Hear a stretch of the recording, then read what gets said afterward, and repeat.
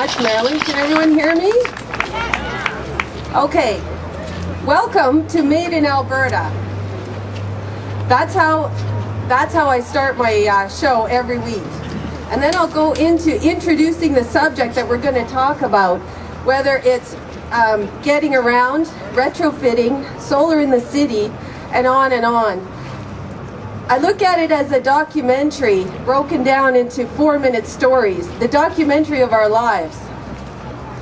Made in Alberta New Energy Stories is about Albertans, climate change, and energy solutions. We tell the stories of Albertans who are innovating, adapting, researching, developing, learning, teaching, enterprising, and working out our sustainable new energy future. We tell the story of individuals, organizations, companies, government departments. As long as it represents a footstep to sustainability, it's a Made in Alberta story. We also tell a few stories, really good stories every now and then from BC and Saskatchewan, and we'll bring you some news out of Dallas, Berlin, and Beijing.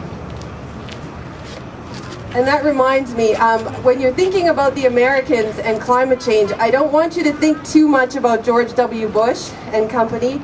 I want you to think about Texas, which has been for years now investing in hundreds of millions of dollars in wind and solar research.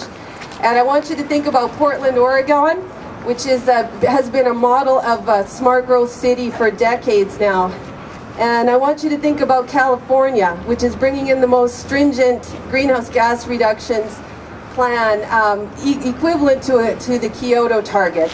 So it's quite a different picture at the city and state level, and that's what I want you to think about and focus your energies on, is those people, that America. And just as I would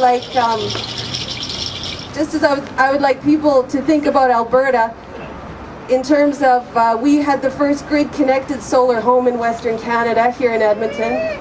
We have the first city farm probably in North America. We have the first wind power transportation system in Calgary. So that's what it's all about.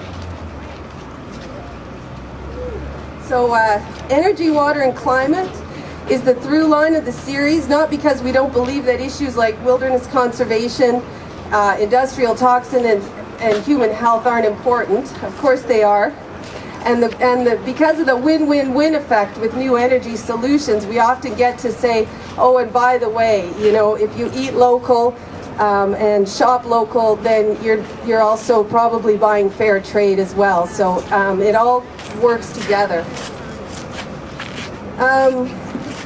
But mostly we focus on the issues that we do because we believe that transitioning out of the fossil fuel age is the most important environmental, social, and economic issue right now and for the foreseeable short future.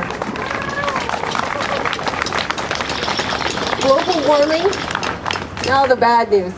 And I don't want to spend too much time on the bad news, so I'll keep an eye on the clock. But global warming and and peak oil, or the outcomes of what George W. Bush calls our fossil fuel addiction, have the potential. They're lined up to deliver us a 1-2 punch with the potential to knock us right out of the industrial age, destroy the agricultural economy that underpins our industrial society, and right back to the Stone Age. And I don't mean the elegant, healthy lifestyle that the First Nations enjoyed when they first came here. And that's, you know, if anybody would like to talk more about that, we will be in the Edmonton room later at the info fair. So I don't want to. I mean, that's the worst case scenario. I'm ready for anything, preparing for the worst, and right now working very hard for the best. And knowing that by the end of my life, I'm 40 right now, I'll probably know which way things are going to go. So what we do today, I've been following this issue for 16 years, and I have never been more sure that what we do today, the decisions we make right now and go home with, are the most important decisions of our lives.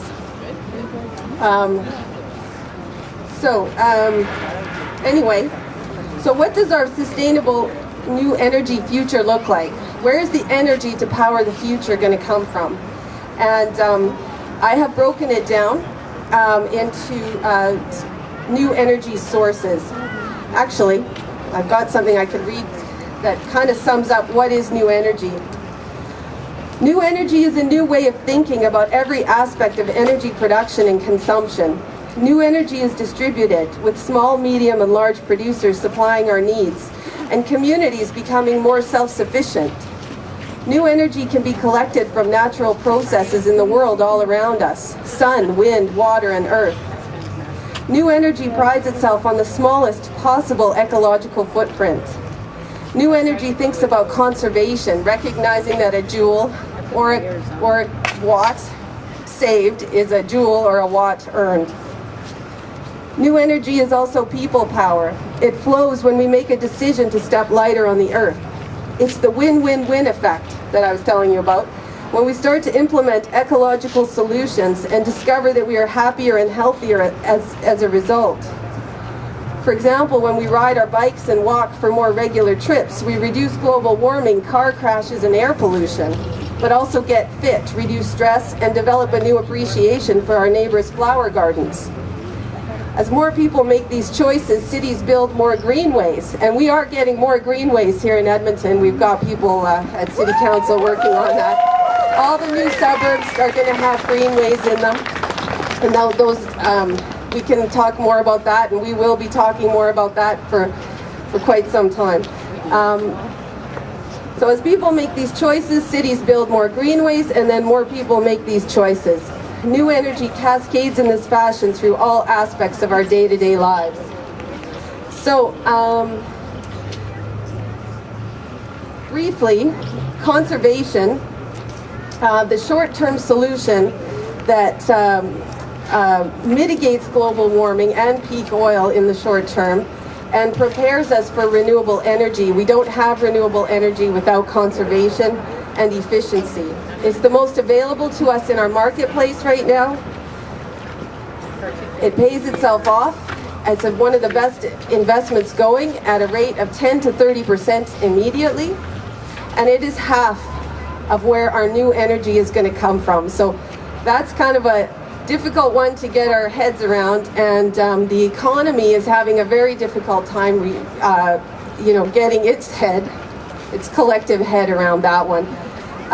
But conservation is in two parts: efficiency, which is a state of a building or a car can be energy efficient, and it's also conservation, which is the action of doing things in such a way that it requires less or no fossil fuels, no energy other than your own personal energy.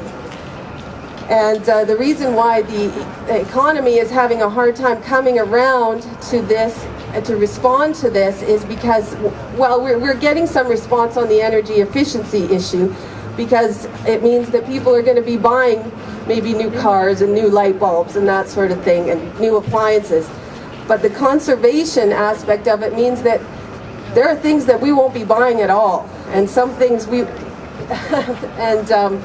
and so that's the hard one for the economy. I'm not anticipating that we will get much action at those, the levels of our major industries or our federal or maybe even provincial politicians. I'm not seeing much action on that. I think that is the one area that is really dependent on individual initiative, and so we have to make that happen.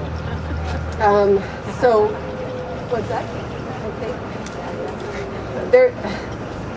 So the renewable energy, which is the really interesting stuff, the biomass, the biofuels, the renewable aspect, and the perpetual energy from nature that I talked about. We have all of these sources, being developed and worked with in Alberta here today. We're going to get better at it, but regardless, it's probably for the foreseeable future going to supply maybe 30 to 40% of our energy needs here in Alberta. So, and that is after conservation. We still require fossil fuels, the dense, quick, readily available energy that fossil fuels provide. We need that as a backup, and we also need that right now to build the infrastructure for new energy. So, so I'm giving fossil fuels 20% of the solution, and so by reducing our fossil fuel use by 80% is doable. It's what has to happen with these other initiatives, and it is also what the scientists are recommending. So that's the way I see it so far. If you'd like to watch new energy stories, they're available online at www.madeinalberta.ca. And if you want to get in touch with people around Alberta who, as I mentioned, are making this happen, then that's a contact place for some of them. And I guess that kind of wraps it up. I'd just like to leave one last word. As we go forward into the unknown together, remember joy, humility, reverence, compassion, and humor. We're going to need it. And this is very, very much, there's going to be some rocky times ahead. And this is very much what we do now is going to make the future for that seventh generation that the First Nations talk about. That's who this is really about. So thanks very much.